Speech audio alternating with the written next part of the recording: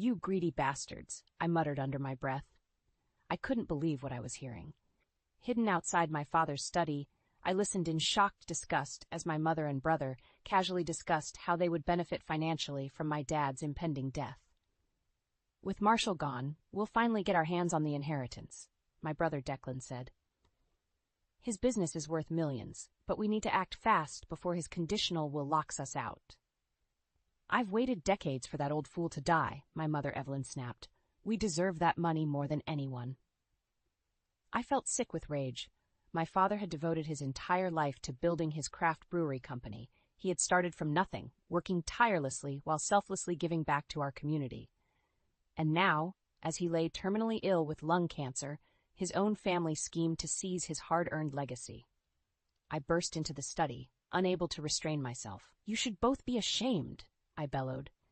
"Dad is fighting for his life, and all you care about is money?" Evelyn gasped theatrically. "Ryder, what are you doing, eavesdropping on us?"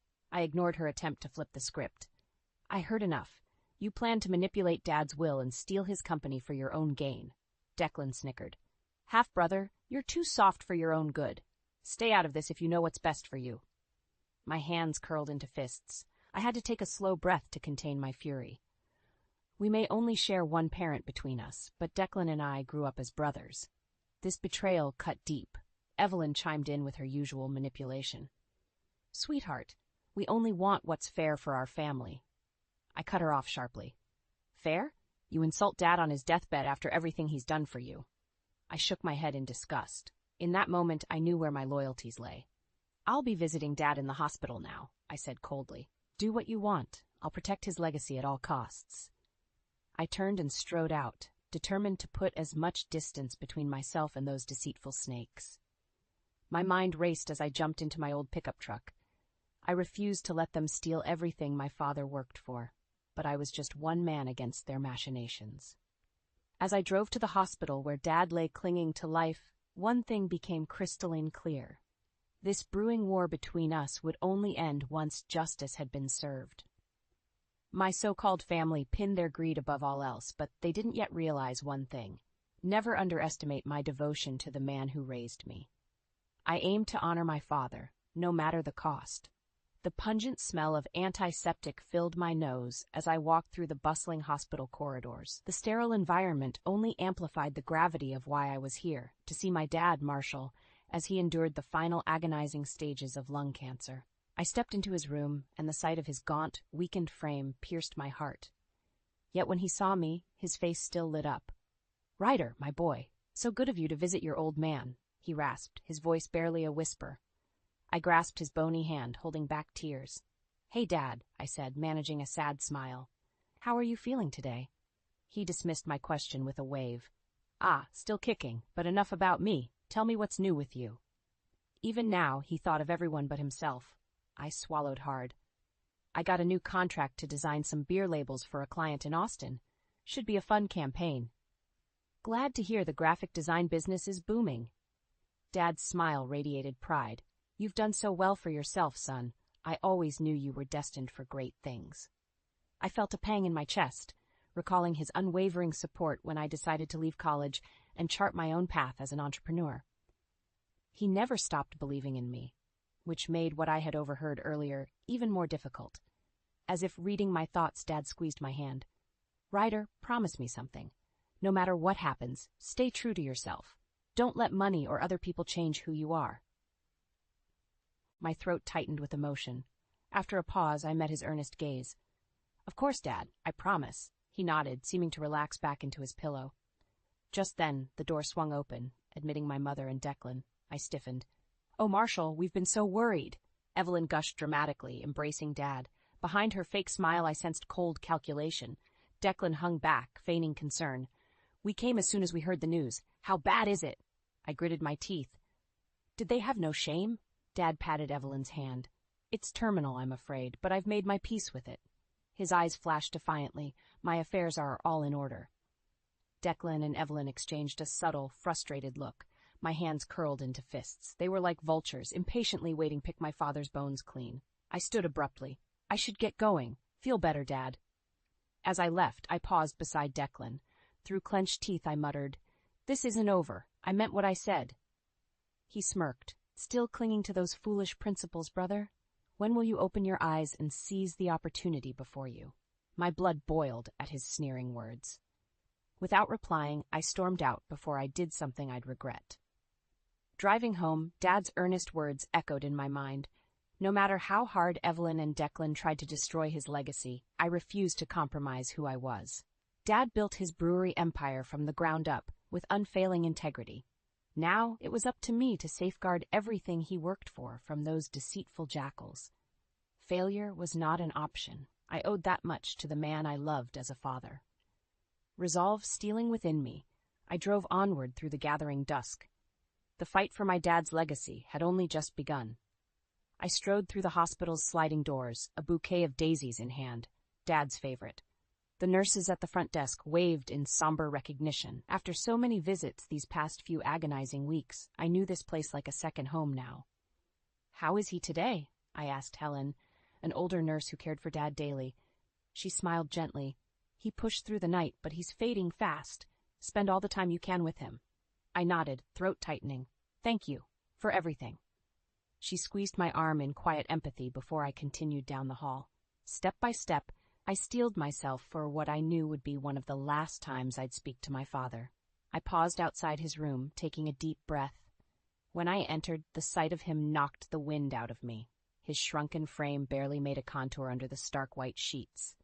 His breathing sounded painfully labored. Machines beeped and whirred, temporary guardians against the inevitable. Dad slowly turned to me, his eyes lighting up when they met mine. "Ryder," he rasped, raising a trembling hand. I rushed forward, grasping it firmly as I sat beside him. "Hey, Dad," I said gently. "I brought you something." I raised the daisies, conjuring a faint smile to my lips. He inhaled their sweet scent. "My favorite. You always had a knack for knowing just what I needed." I squeezed his hand, unable to speak past the emotion clogging my throat. We sat in poignant silence for several moments. Despite the whirs and beeps punctuating the air, an aura of profound peace surrounded us. All that mattered was simply being present, side by side. After a while, Dad met my gaze. "Ryder, promise me you'll look after the brewery. My employees depend on it." I nodded firmly. "Of course. I swear I'll protect your legacy, Dad." He studied me with sudden intensity. "No matter who tries to wrest it from you, stand resolute. Blood means far less than integrity and grit." I swallowed hard. So he did know of Evelyn and Declan's vile schemes. "I understand," I said quietly. "And I meant what I said. I won't let them win." Dad relaxed back with a look of satisfaction. We lapsed into easy conversation about happier memories over the years. For a beautiful, bittersweet interval, we indulged in nostalgia, smiles and laughter punctuating the poignant mood. Too soon, Dad grew drained. His replies came slower, his eyes heavier. I gave his hand one last squeeze and stood. "Get some rest. I'll come back tomorrow." I bent and gently kissed his cool, pale forehead. He gave a faint nod, already fading off. My heart splintered, knowing our remaining time together was now mercilessly short. I left the hospital in a gloomy daze. Getting into my truck, I glanced up and froze. Parked nearby sat a sleek black Mercedes I knew all too well. Evelyn and Declan emerged from the hospital doors, walking with brusque purpose. Evelyn fussed with her ostentatious jewelry while Declan talked urgently. Though I couldn't hear their conversation, their expressions said everything. Like vultures still greedily circling, desperate to pick the bones clean the moment their chance arrived. My hands tightened on the steering wheel as I observed their schemes continuing literally over Dad's deathbed. Resolve coursed through me, steeling my spine. Come what may, those deceitful snakes would not claim my father's life work. I swore that solemn oath on his very name, a name that, unlike them, actually meant something. I sat hunched over my drawing table, blearily sketching label concepts as I tried tuning out the world. Losing myself in work was the only respite from the relentless dread from Dad's prognosis that haunted me. As I reached for my coffee mug, voices sounded from the hallway. I paused, recognizing Evelyn and Declan's shrill tones drifting from Dad's study nearby. Curiosity piercing through my gloom, I quietly crept toward their half-open door, keeping hidden. "The revised will is almost ready," Declan said. "My guy assured me the substituted documents will hold up fine in probate." Evelyn scoffed. It better. We already greased that lawyer's palm enough. I bristled with outrage. So that's why Declan's fancy Mercedes had sat parked outside some high-rise law office building when I'd spotted it downtown recently. They were circumventing Dad's true last wishes by tampering with his will. With Marshall on his deathbed, the timing's perfect to file these, Declan continued. By the time anyone contests, we'll have the inheritance and brewery secured. And you're certain Marshall left you and Ryder equal shares? Evelyn asked sharply. We can't risk that stubborn fool blocking us like always. Declan snorted. Please, Ryder's an idealistic pushover, blinded by sentiment. He'll be easily manipulated once the old man's gone. Red-hot fury surged through me. Jaw clenched, I stormed into the study. How dare you? I thundered. Evelyn and Declan spun toward me, eyes wide. Evelyn recovered first. Ryder, what nonsense are you shouting about now? She tittered nervously. I jabbed an accusing finger. I heard everything. You two make me sick, I vowed through gritted teeth. I'll die before I let you steal Dad's legacy, Declan sneered. Bold words, little brother, but you're no match for us. He snatched the forged documents off the desk and brushed past me, Evelyn following hastily. At the doorway, they paused. Evelyn's smile held wicked triumph. Don't worry, darling. We'll take good care of the inheritance. Their mocking laughter trailed behind them as they departed. I stood trembling, overwhelmed by fury and frustration. Dad still clung to life while these ghouls eagerly awaited his demise to plunder what he held most dear. I couldn't let them win, but I was just one man. If I confronted them directly, things could get ugly fast. I'd need help to defeat their schemes. Grabbing my truck keys, I strode outside towards downtown, my stampeding thoughts bent on only one goal: finding a ruthless attorney to aid my cause before Declan and Evelyn filed those forged documents. One way or another, I refused to let my father's life's work, his most precious legacy meant to benefit so many, get devoured by those deceitful monsters. The brewery's rightful future now rested on my shoulders alone. I just prayed I could endure the brutal fight ahead. I sat at Dad's bedside, gloom settled on my shoulders like a leaden weight. His health spiraled rapidly now, his lucid moments growing shorter.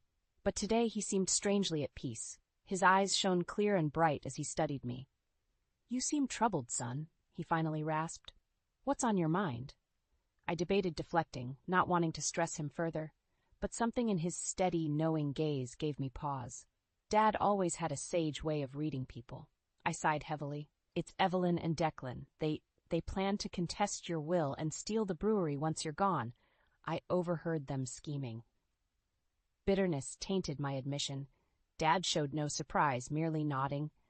Declan made contact with some shady attorney downtown. They'll likely file forged documents after the funeral to override your true wishes, I continued.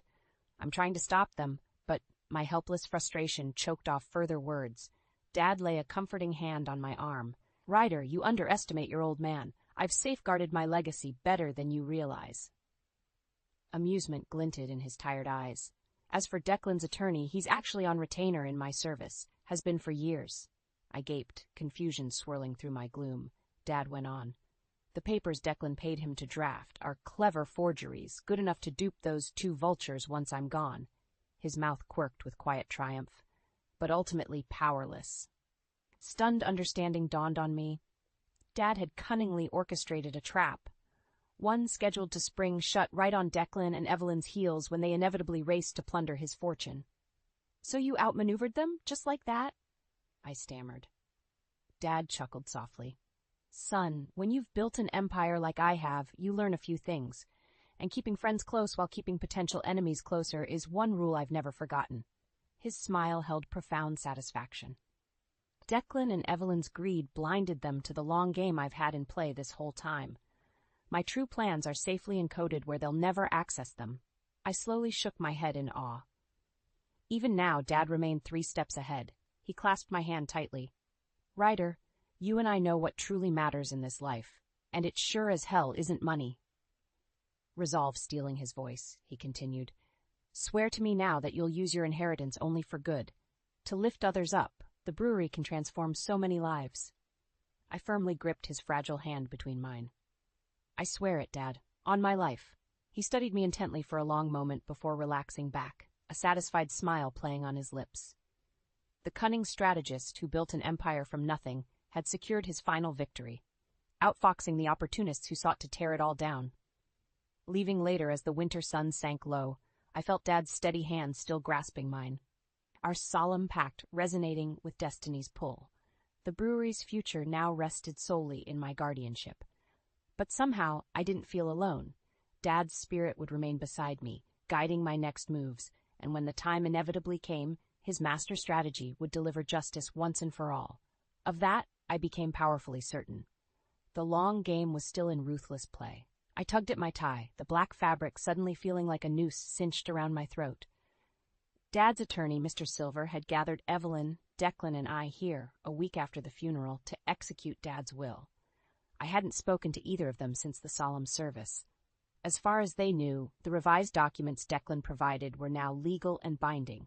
The brewery would soon be theirs, if only they knew what was coming. Almost against my will, I felt a swell of dark anticipation. Right on time, Evelyn and Declan swept in, their tailored mourning clothes unable to disguise their rapacious confidence. Clearly, they both expected this would be a quick, clean coup. They pointedly ignored me as we all sat. Mr. Silver cleared his throat. "We're here to discuss Marshall's last will and testament." Withdrawing a sealed manila envelope, he slid on his glasses. "Let's proceed." Evelyn shifted forward eagerly in her seat, while Declan lounged back, oozing a casual smugness that nearly made me lunge across the table at him. I focused on keeping my composure. "To my beloved wife, Evelyn," Mr. Silver read aloud, "I leave sole ownership of our 20-acre Aspen vacation property and a lump sum allowance of $500,000 to sustain your lifestyle indefinitely." Evelyn blinked rapidly, blindsided. Her entitlement had clearly expected the entire brewery empire, not some backup retirement package. Declan shot her an irritated glare, as if this was somehow her fault. Meanwhile, a fierce swell of satisfaction rose in my chest. I could practically envision Dad's smug grin right now at his ultimate checkmate. Clearing his throat again, Mr. Silver proceeded to the next section, addressing Declan. "To my son Declan, I leave a lump sum of $300,000. Declan jolted forward in disbelief. "What? That's all?" He seized the documents, frantically scanning the terms.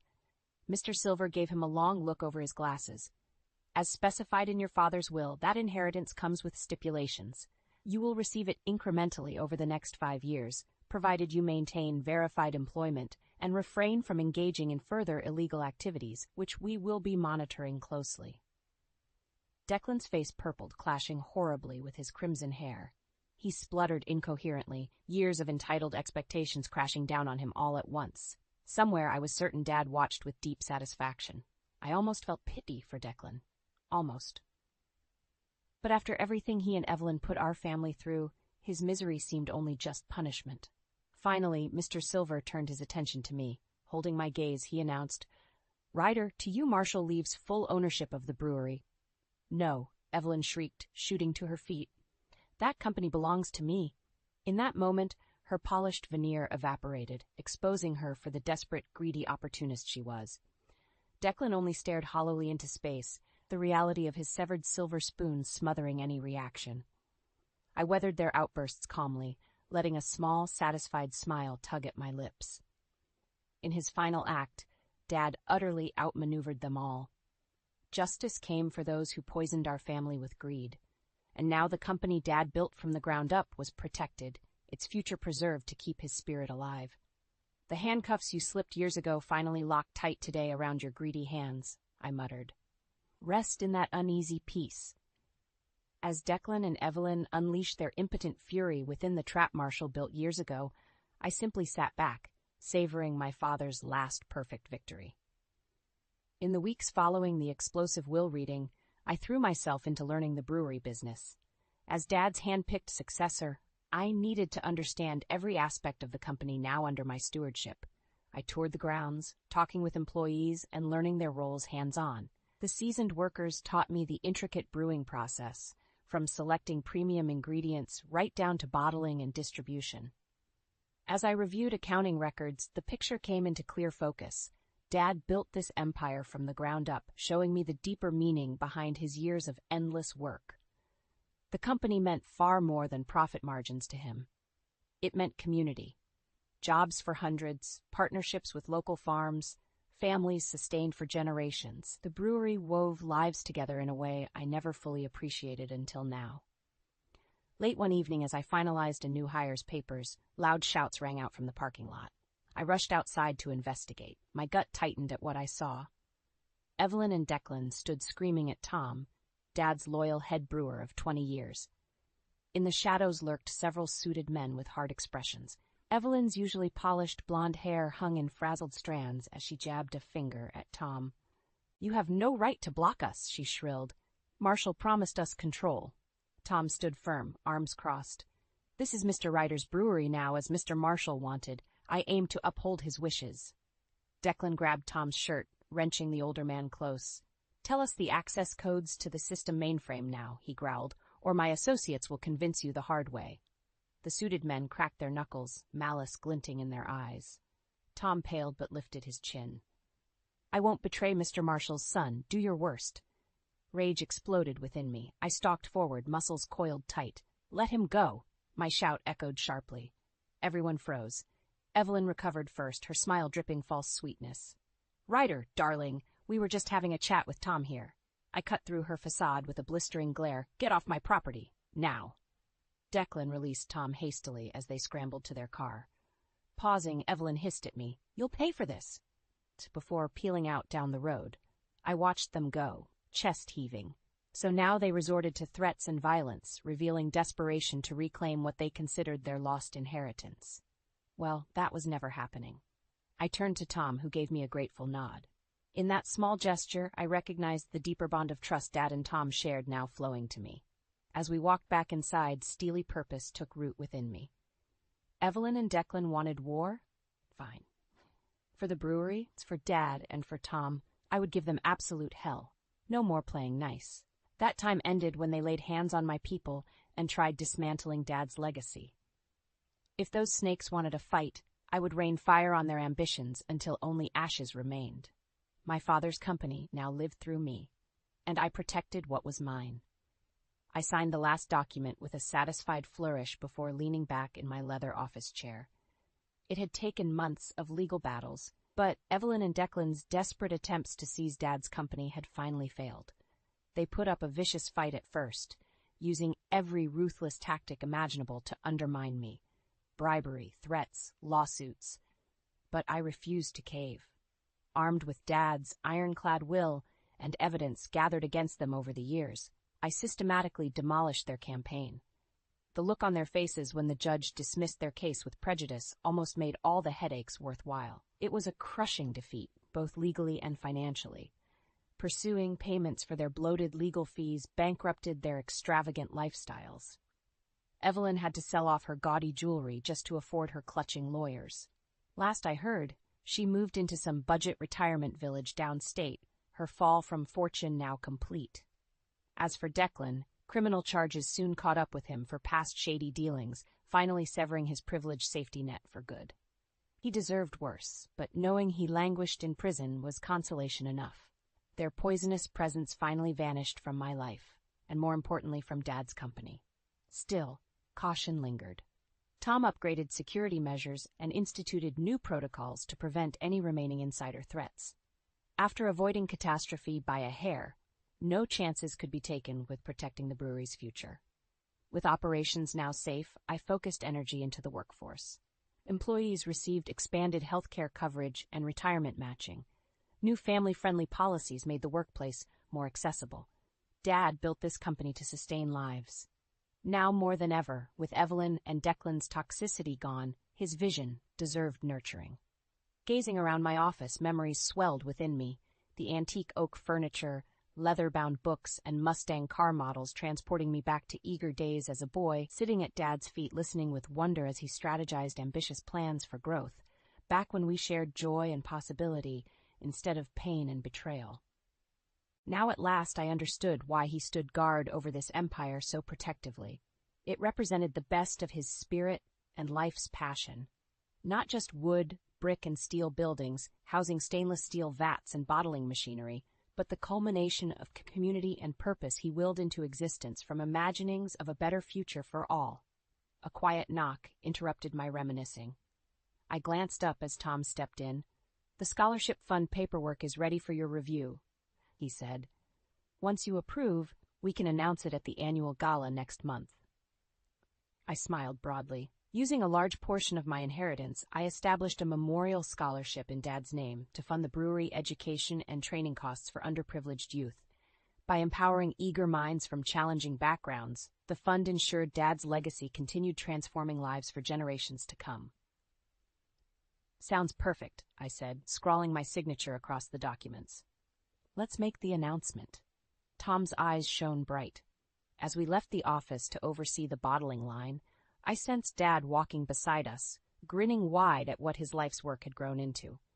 The company remained now exactly as he envisioned, a force elevating our community through integrity and vision. By safeguarding its future from those who tried claiming it for greed's sake, the brewery and Dad's ideals would continue changing lives. His spirit thrived in every bottle produced, reminding me what truly matters. Not wealth or assets, but people and potential. Thank you, Dad, for showing me what legacy means.